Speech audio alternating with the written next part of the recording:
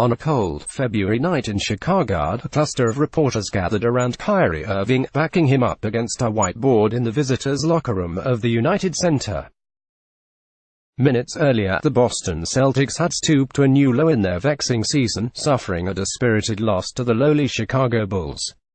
Irving, an Uncle Drew cap jammed low over his brow, was asked to gauge his level of concern regarding the team's long-term prognosis. "It'll be fine," he answered in a monotone cadence, a vast departure from emotional responses he'd provided as recently as a week before. "Why do you think that?" a reporter persisted. "'Cause I'm here." Boston's players say Irving began prepping them for the postseason weeks in advance, pulling them aside individually for quiet counsel and expressing the urgency required for playoff basketball. "It is imperative," he told them, "that every possession, every sequence be treated with the utmost care." His leadership approach has been notably more collaborative, less combative. "The energy is great now," Terry Rozier says. "We're together.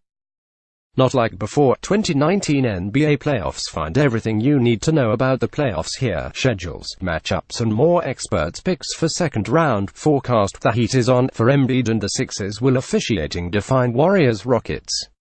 The Celtics swept the Indiana Pacers in the first round, then stunned the league's top-seeded Milwaukee Bucks with a Game 1 thrashing that was their most complete effort of the season. It seemed Kyrie had been proven prophetic. Then Boston was trounced in Game 2. Irving missed 14 of his 18 shots, delivering an artless 9-point performance. He was unperturbed, adding blithely, "This is what I signed up for." As the Celtics navigated a tumultuous regular season that threatened to derail the title aspirations, they often felt like the embodiment of NBA unhappiness. Myriad issues muddled Boston's chemistry, young players chomping to prove themselves who were relegated to lesser roles, the mental and physical travails of veteran Gordon Hayward. And there's the ever-changing psyche of the MVP talent Irving, whose journey of self-discovery resembled a dizzying amusement park ride that dipped and climbed with white-knuckle speed, the rest of the team in tow with little choice but to strap in and hold tight. Irving says his team was never as dolorous as it appeared, though, nor has its path to harmony been an instantaneous fix. "Life isn't nearly as hard as we make it," he says. In early March, NBA Commissioner Adam Silver could have chosen any number of topics as the featured speaker at the MIT Sloan Analytics Conference, but one question gnawed at him: why aren't NBA players happier? To the outside world, they see the fame, the money, all of the trappings that go with it, Silver said. "Our players are the best in the world at what they do, and people think, how is it even possible they could ever be complaining? Some of these players come from difficult circumstances, and some of them are amazingly isolated." The following week, Hall of Famer Charles Barkley blasted Silver's comments as the stupidest thing I've ever heard any commissioner say. "These guys are making $20 million, $30 million, $40 million a year. They work 6-7 months a year. They stay in the best hotels in the world. They ain't got no problems. Au contraire," insists Rozier. "More money, more problems." Negativity seeps into locker rooms in many forms, social media chief among them these days. "Kyrie was the first person who told me, no matter what players say, everyone looks," Rozier says.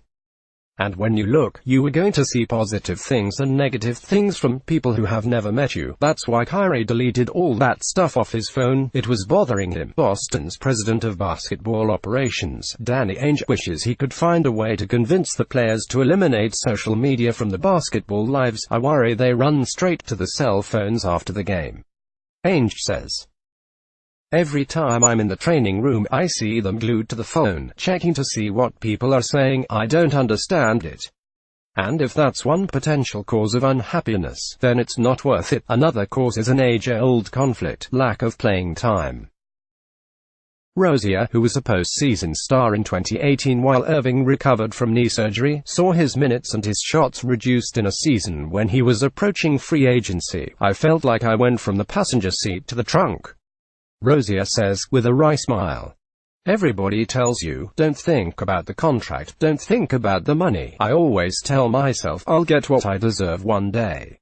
Maybe not this day, but one day." Jaylen Brown was also forced to adjust to a less prominent role. Count him among those who has tuned out the critics. In the past month and a half, he has been one of the most consistent and effective players for the Celtics. It has been the result, he says, of a season-long learning curve culminated by recentering himself. You come to realize you shouldn't compare yourself to others and the situations, Brown says. I started focusing on me. I tried not to let my emotions control me. That was hard sometimes because the media puts so much pressure on us. They blow things out of proportion and people run with it. Irving, an independent thinker who has freely expressed his opinions, and occasionally paid the price for his unfiltered candidness, says he's finished trying to explain himself. In order to find happiness, you have to find the balance in all this, Irving says. So, I'm not going to keep talking about what works for me, or what I'm struggling with, knowing I'm not proving anything to anybody because the work is being done by me. I don't need to show anybody what I'm doing as a leader or as a person or as a basketball player. I'm going to miss shots in some games, I'm going to make some shots in games. It's the ups and downs of a season.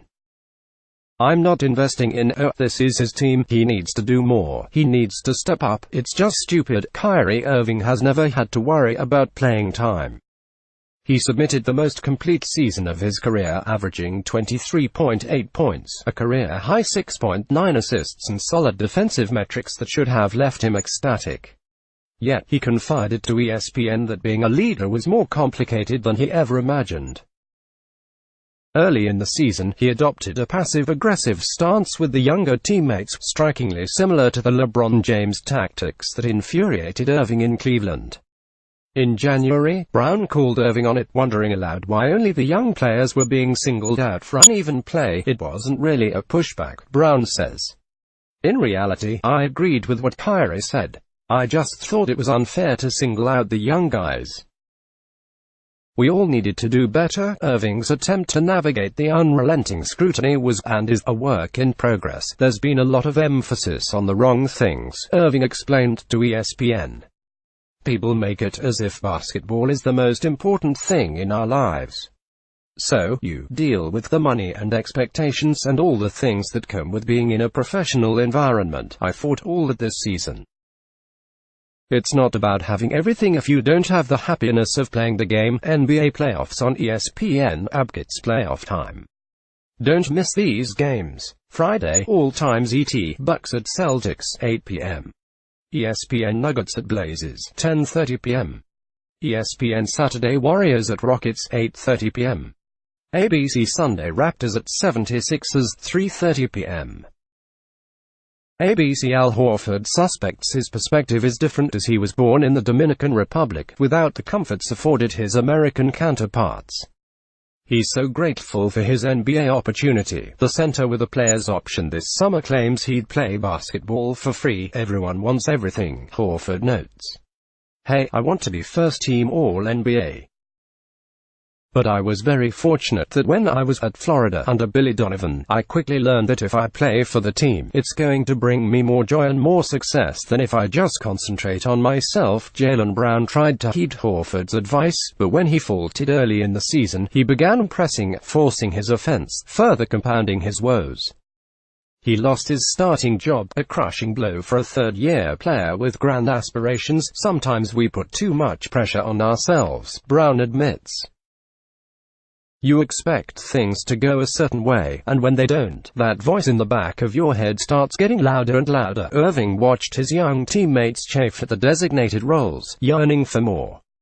He pushed them, but, he said, also sympathized with their frustrations. I think this whole business is flawed, by the way the draft is set up, by the way the coaches and the GMs are set up, the way people get fired and traded. Irving says, when you think about putting a leather basketball in a rim, and how many other complicated things happen because of that one simple thing, with our families and our lives, you can understand why people are struggling. Rozier idolized Irving long before they became teammates, but he had trouble understanding why the future Hall of Famer, who seemingly had everything, was scuffling. I love Kyrie, Rozier says. But there were times this year when I wanted to say to him, listen, you don't have reason to stress. You're Kyrie Irving. I'm the one that has reasons to stress. Money and stature had nothing to do with it. Irving hates to be defined merely in basketball terms. He's as passionate about his support of the Standing Rock Sioux tribe, which traces back to his late mother's roots, as he is his brilliant handle. I felt by being so invested in basketball, it did me a disservice because it made me pay attention to the wrong things, Irving said. Like people's opinions, and things going with other people on that don't have anything to do with me, everyone falls prey to it. The rankings, the top players, the trade rumors, all the fake basketball analysts and coaches that know everything. I'm not going to let anyone else dictate my happiness. Celtics players concede that earlier in the season Irving's mood swings often left him treading lightly in the locker room. Both Stevens and Ainge address it with the best player, and he promised to be more aware. His positive outlook lately has made a huge difference, Rozier says. Horford noticed a shift from all of his teammates. The angst over shots and minutes receded as the postseason approached. As Rozier notes, the playoffs are like a reset button. It's all about the Celtics now, not about getting paid, or whether it's a contract year, or whether you're at the end of the bench. Granted, all of this renewed solidarity begs a question. Couldn't that united commitment have existed all along? In hindsight, we could have been a lot better, Brown admits. We were trying to figure this out. Not just us in the locker room, but Brad and the front office, too. Maybe we did a little too much talking in the media, and then we read it, and it separated us in some sense. But there's no bad blood in our locker room. There never has been. Irving cautioned it's a mistake to put too much stock in one win, or one loss. For some, NBA happiness will always be day-to-day, depending on the box score stats and the bank account dollar signs and the team's place in the NBA standings and the court of public opinion. I've been playing basketball a lot longer than some of these people analyzing the game, Irving says.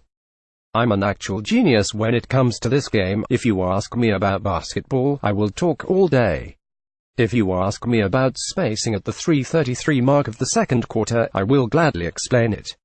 I'll tell you what plays worked, about adjustments we make. But when it comes to personal things, or comparing myself to my NBA brothers, like, do you think you are better than this guy, I'm out.